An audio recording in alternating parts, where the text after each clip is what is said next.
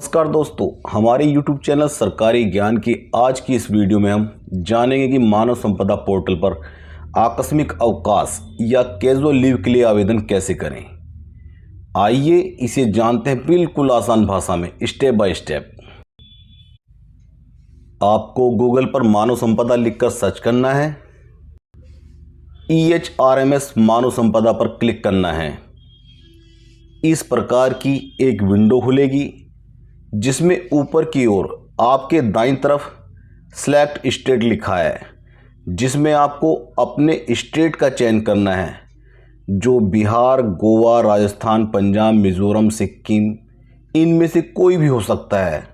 हम इसमें उत्तर प्रदेश लिखेंगे या सर्च करेंगे। उसके बाद फिर से इस तरह की एक और विंडो खुलेगी जिसके बीचों बीच लाल रंग में EHRMS उत्तर प्रदेश लिखा होगा।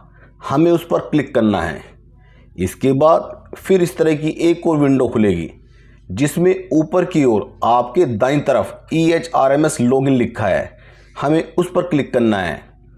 पहले से खुली विंडो के ऊपर एक और छोटी विंडो खुलेगी जिसमें सबसे ऊपर यूज़र डिपार्टमेंट लिखा है। हमें ठीक उसके सामने राइट साइड में अपना डिपार्टमेंट लिखना है या सर्च करना है। जैसे हम यहाँ पर लिखेंगे रूरल डेवलपमेंट।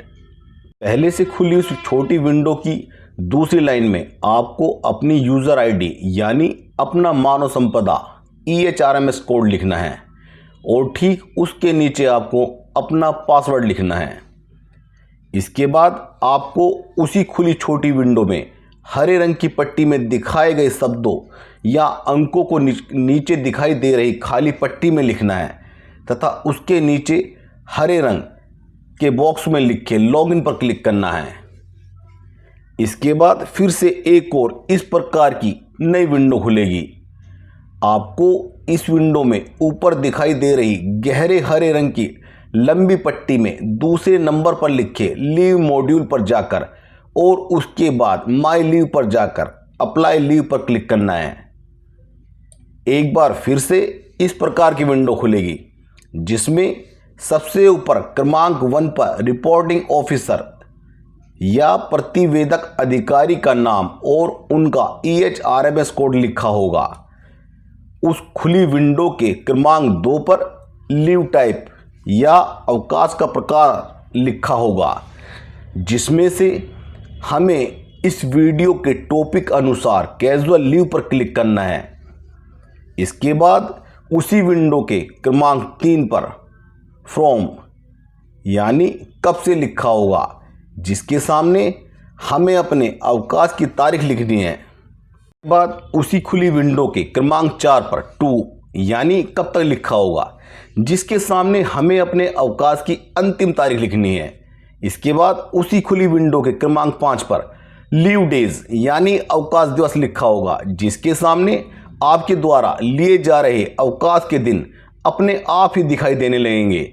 इसके बाद उसी खुली विंडो के क्रमांक 6 पर लीव प्रीफिक्स्ड डेज अवकाश से पूर्व आने वाले साप्ताहिक सार्वजनिक अवकाशों की संख्या लिखा होगा, जिसके सामने आपके द्वारा लिए जा रहे अवकाश से पहले आने वाले साप्ताहिक या सार्वजनिक अवकाशों की संख्या लिखनी है। के बाद उसी खुली विंडो के क्रमांक 7 पर लीव सफिक्स्ड डेज अवकाश के पश्चात आने वाले साप्ताहिक सार्वजनिक अवकाशों की संख्या लिखा होगा, जिसके सामने आपके द्वारा लिए जा रहे अवकाश के ठीक बाद आने वाले साप्ताहिक सार्वजनिक अवकाशों की संख्या लिखनी है। इसके बाद उसी खुली विंडो के क्रमांक 8 पर लीव ग्राउंड यानी अवकाश का आधार लिखा होगा, जिसके सामने आपके द्वारा लिए जा रहे अवकाश का कारण लिखना है, जिसे आप डोमेस्टिक वर्क या घरेलू कार्य लिख सकते हैं या फिर अपने हिसाब से आप जिस कार्य के लिए अवकाश ले रहे हैं वो भी लिख सकते हैं। इसके बाद उसी खुली विंडो के क्रमांक 9 पर स्टेशन लीव लिखा होगा। उसके सामने आपके लिए 2 ऑप्शन लिखे होंगे, यस और नो। अगर आप अवकाश लेकर अपना कार्यस्थल छोड़कर कहीं दूसरे शहर या स्थान पर जा रहे हैं तो आपको यस पर क्लिक करना है, किंतु अगर आप अवकाश लेकर उसी शहर या अपने कार्यस्थल पर ही उपस्थित हैं तो आपको नो पर क्लिक करना होगा। अब उसी खुली विंडो के क्रमांक 10 पर एड्रेस ड्यूरिंग लीव यानी अवकाश अवधि में पता लिखा होगा, जिसके सामने आपको स्टेशन लीव पर होने की स्थिति में उस जगह का पता लिखना होगा जहां पर आप उपस्थित रहेंगे या जहां आप जा रहे हैं। इसके बाद उसी खुली विंडो के क्रमांक 11 पर लिखे अपलोड अटैचमेंट यानी संलग्नक अपलोड करें के सामने लिखी चूज फाइल पर क्लिक करके आपके द्वारा हाथ से लिखे अवकाश के आवेदन या अन्य किसी पेपर को जो PDF के रूप में आपके कंप्यूटर, लैपटॉप, मोबाइल के किसी फोल्डर में पड़ा होगा पर क्लिक करके ओपन पर क्लिक करना है और फिर सबमिट पर क्लिक कर देना है। इसके बाद ओके पर क्लिक करना है। इस प्रकार आपका आकस्मिक अवकाश या कैजुअल लीव लेने का प्रोसेस पूरा होता है। दोस्तों, वीडियो अगर जानकारी से भरा और सरकारी ज्ञान देने वाला लगा हो तो हमारे इस YouTube चैनल सरकारी ज्ञान को सब्सक्राइब करना न भूलें। वीडियो को लाइक करें और अपने दोस्तों, रिश्तेदारों, जानकारों को शेयर करना भी न भूलें, जिससे वे भी इससे ज़्यादा से ज़्यादा लाभ ले सकें। मिलते हैं एक को नई जानकारी से भरे वीडियो में। नमस्कार।